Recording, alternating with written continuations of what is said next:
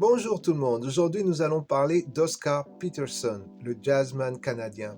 Il est né en 1925 à Montréal. Il vient d'une famille modeste. Son papa jouait du piano, mais en amateur.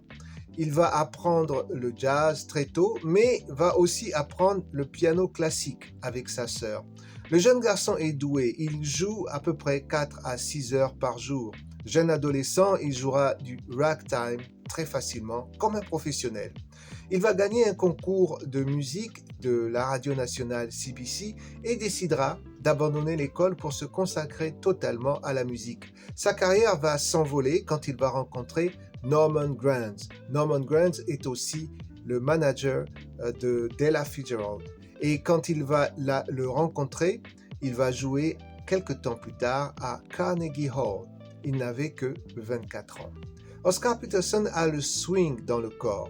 Il aime s'exprimer en petits groupes de 3 musiciens, pas plus, ce qui est très difficile à faire.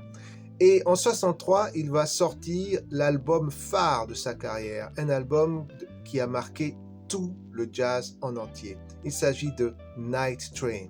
Night Train, donc, qui a sur l'album, on trouve Ray Brown à la basse et aussi on trouve Ed Thigpen à la batterie.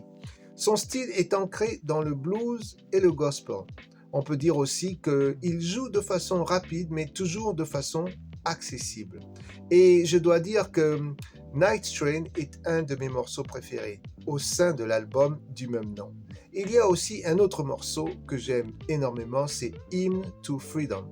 Il a écrit durant le mouvement des droits civiques. Et je vous invite donc à écouter Sea Jam Blues sur YouTube. C'est un morceau où Oscar Peterson est brillant. Il va obtenir 8 Grammy et le Canada le fête chaque année. Il a son effigie sur un timbre canadien.